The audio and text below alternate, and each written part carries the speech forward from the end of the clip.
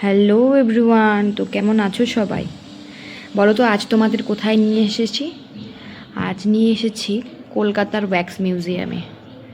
তো প্রথমেই ওখানে অংশুমানের বাবা টিকিটটা কেটে নিচ্ছিল, তো ওখানে কেটে আমরা প্রথমে চলে গেলাম আমাদের স্বামীজির কাছে। এনারা হলো মানে আমার আমার ইনলসরা এনাদের দীক্ষিত, আমরা এখনও দীক্ষা নিইনি, তো এনাদের দীক্ষিত, তোমাদের সঙ্গে উঠে নিচ্ছিলাম আর কি। আর এখানে হলো মাদার টেরেসা, এনার নামটা দেখেছিলাম, কী জানি মনে পড়ছে না এখন। ইনি হলো আমাদের সারদা মা, তো ওনাকে একটু প্রণাম করে নিলাম আর কি। ভিডিওতে ঠিক বোঝা যাচ্ছে না, কিন্তু সামনের থেকে দেখে না একদম মনে হয় কি রিয়েল রিয়েল ওনাদের সামনেই দাঁড়িয়ে আছি।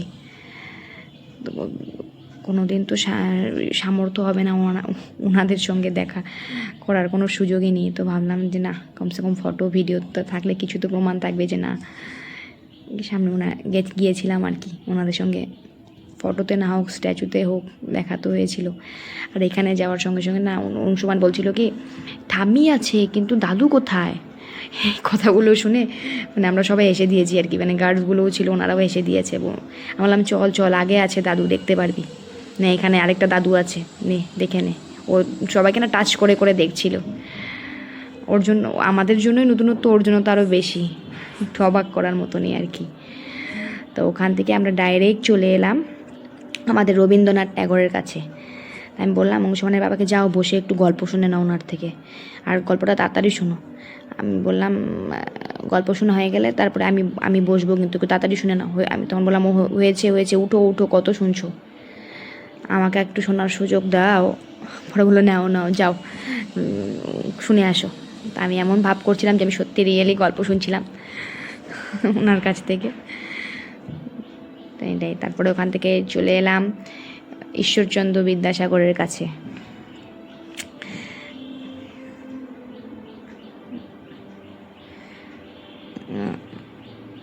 তারপরে এখানে এসেছিলাম নেতাজি সুভাষচন্দ্র বোস, ওনার একটা ফেমাস ডায়লগ আছে না, তুমি আমাকে রক্ত দাও আমি তোমাকে স্বাধীনতা দেব।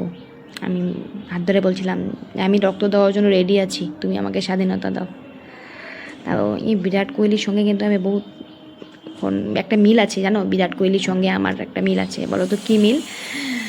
বিরাট কোহলিরও 5 নভেম্বরে জন্মদিন, আমারও তাই ওর সঙ্গে একটু বেশি সময় কাটাচ্ছিলাম যে না ইয়েস তুই আর আমি সেম সেম, তোমার সাথে আমার বহুত মিল, তোমার মতো তো কোনো দিন হতে পারবো না, তো কমসে কম একটু পোস্ট টোস্ট মেরে নিই, ছোঁয়া ঠোয়া লাগলে যদি কিছু যদি একটু করতে পারি। তো এখানে আছে আমাদের বাংলার দাদা সৌরভ গাঙ্গুলি। তারপরে ওখান থেকে আমরা চলে এলাম আমাদের মিঠুনদার কাছে। মিঠুনদা একটু নাচুন না, এই কথাটা ঠিক আমি তখন ওখানে বলছিলাম, আমার এই মুহূর্তে মনে এলো। তো অংশুমানের বাবা ওখান থেকে এসে নেমে আসলো। তারপরে এখানে ছিল আমাদের অমিতাভ বচ্চন, ওনাকে ওখানেও কিন্তু বেশ লম্বা চড়াই বানিয়েছে। আর এখানে আমাদের সুপারস্টার শাহরুখ খান, রং দে তুম হে গেরুয়া, এই গানটা ঠিক ওই মুহূর্তে মনে হয়েছিল।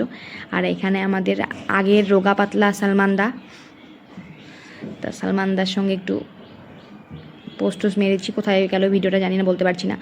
আর এখানে আমাদের সত্যজিৎ রায়, এটা হলো মাইকেল জ্যাকসন। তার সাথে আছে দেখো, এটার স্কিনটা তোমরা একদম বুঝতে পারবে, একদম মানে রিয়েল, হাতগুলো দেখো একদম রিয়েলের মতো লাগছে। তারপরে ওখান থেকে চলে এলাম আমরা ফরেনের কিছু আর্টিস্টদের কাছে। এনার নামগুলো তখন অংশুমানের পাপা, এরটা জানি, এর নাম হলো সেলিনা গোমেজ আই থিঙ্ক, ইনিকে আমি বলতে পারছি না। তারপরে এগুলোকে অংশুমানের পাপা চেনে, এগুলো আই থিঙ্ক সেলিব্রিটি তো বটেই, কিন্তু আই থিঙ্ক এরা কোনো কিছু ফিল্ম করে আর কি ফরেনের, আই থিঙ্ক সো। তোমরা জানো নাকি কমেন্টে জানিও তো।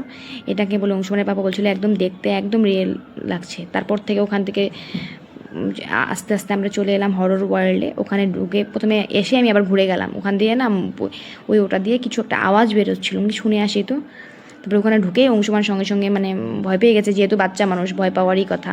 ওখানে আমরা একা যদি যাই না তাহলে আমাদেরই 12টা বেজে যাবে, কথা খারাপই আছে, আর ও তো বাচ্চা মানুষ।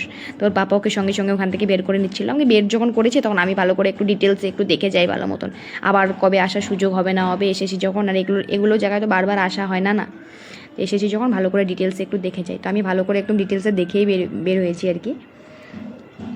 আর এখানে নানান রকম একদম মানে ভয়ঙ্কর, এইটা একদম ভয়ঙ্করই। আমি সাউন্ডটা দিইনি এখানে, মানে আওয়াজগুলো একদম বিকট আওয়াজই দিচ্ছিল ওখানে আর কি। একা গেলে কথা খারাপই আছে, সবাই আছে জন্য কোনো ব্যাপার না। দেখো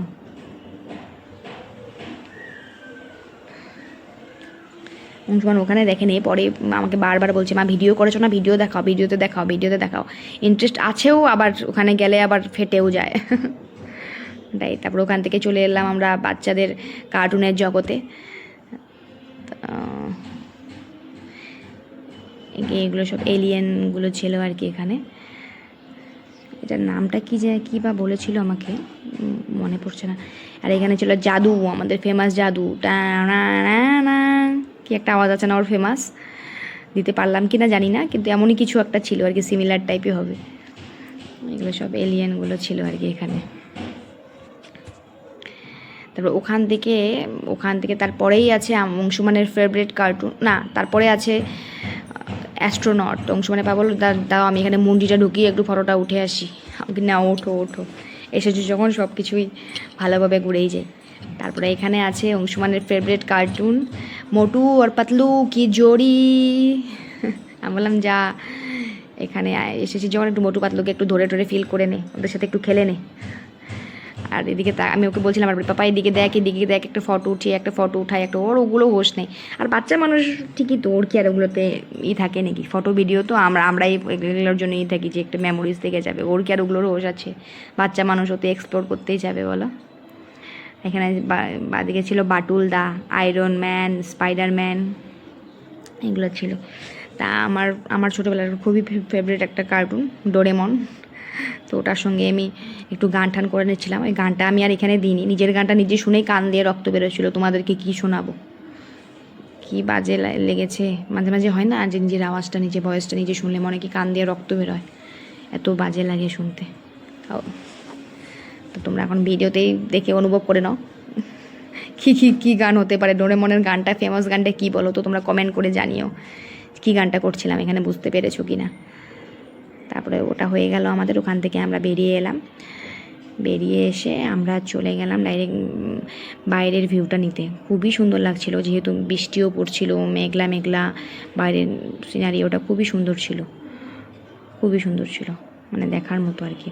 তো ওখানে সাইডটার মধ্যে বসার, কিন্তু সাইডটার মধ্যে মানে এখানে বৃষ্টিগুলো না পুরো মানে একদম হাওয়ার সাথে বৃষ্টিগুলো আসে, একদম সাইডে পুরো ভিজে যায়। আর আমার অবস্থা তো দেখেই চুল পুরো ভিজে, পুরো ওই দিন মানে সারাটা দিন আমি পুরো ভিজেছি। অংশুমান ভিজেনি, কিন্তু আমি আর অংশুমানের পাপা পুরো ভিজেছি আর কি। অংশুমানকে আমরা মানে একটু সেফভাবেই রাখছিলাম, ভিতরে ওকে চাপা দিয়ে আমরা দাঁড়িয়েছিলাম একটা ছাদের নিচেই, কিন্তু মানে পুরো এমনভাবে হ্যাচলা বৃষ্টি আসে না, পুরো একদম ভিজে যাচ্ছিলাম। আর ওখানে ঘুরতে টায়ার্ড হয়ে গেছি, ভাবলাম রাত্রের ডিনারটা এখান থেকেই সেরে যাবো আর কি। পরে এখানে অংশুমানের পাপা আর আমি চলে গেছিলাম কিছু খাওয়ার অর্ডার দিতে। এখানে ক্যান্ডেল লাইট ডিনার তো নয়, এটা অনলাইন লাইট ডিনার হয়েছে আর কি। তো ডিনার ওখান থেকে করে আমরা এসেছিলাম। ওই দিন পুরোটা দিন টায়ার্ড ছিলাম, তোমরা দেখলেই বুঝতে পারবে, দেখো অবস্থা। তো আবার নতুন কোথাও গেলে তোমাদের সঙ্গে শেয়ার করবো। আজ আসছি, টাটা, সবাই ভালো থেকো।